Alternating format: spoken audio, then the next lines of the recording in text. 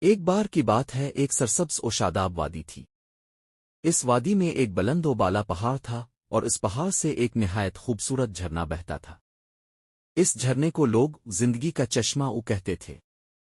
اس جھرنے کی راجکماری سارا تھی۔ سارا نہایت خوبصورت، مہربان اور دانشمند تھی۔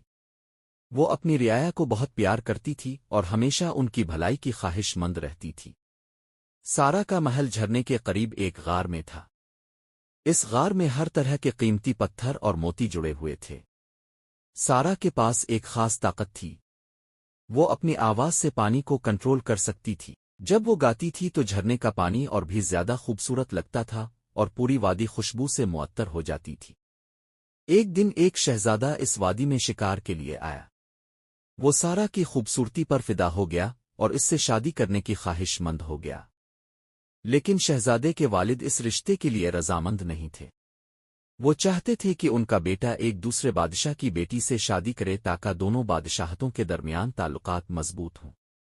سارا اور شہزادے نے مل کر اپنے والد کو راضی کرنے کی کوشش کی، لیکن وہ ناکام رہے۔ مایوس ہو کر سارا اور شہزادے نے وادی چھوڑنے کا فیصلہ کیا۔ وہ ایک دور دراز کی زمین پر پہنچے جہاں انہوں نے ایک نئی زندگی شروع کی۔ وہاں انہوں نے ایک چھوٹا سا گھر بنایا اور خوشی خوشی رہنے لگے۔ لیکن ان کی خوشی زیادہ دیر تک قائم نہ رہ سکی۔ ایک دن ایک مخالف شہزادی سارا کو تلاش کرتی ہوئی اس زمین پر پہنچ گئی۔ اس شہزادی کو سارا سے حسد تھا اور وہ چاہتی تھی کہ سارا کو نقصان پہنچے۔ اس نے سارا کو مارنے کی کوشش کی، لیکن شہزادے نے اسے بچا لیا۔ اس واقعے کے بعد سارا اور شہزادے نے فیصلہ کیا کہ وہ اپنی اصل شناخت چھپا کر نہیں رہ سکتے۔ وہ اپنی بادشاہت واپس لے کر آئے اور شہزادے کے والد کو شکست دی۔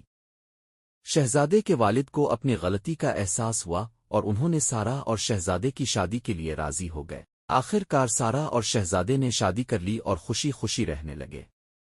انہوں نے مل کر اپنی بادشاہت کو بہت خوشحال بنایا۔ سارا نے اپنی طاقت سے اپنی رعایا کی خدمت کی اور شہزادے نے ایک بہترین بادشاہ کے طور پر اپنی رعایا کی خدمت کی۔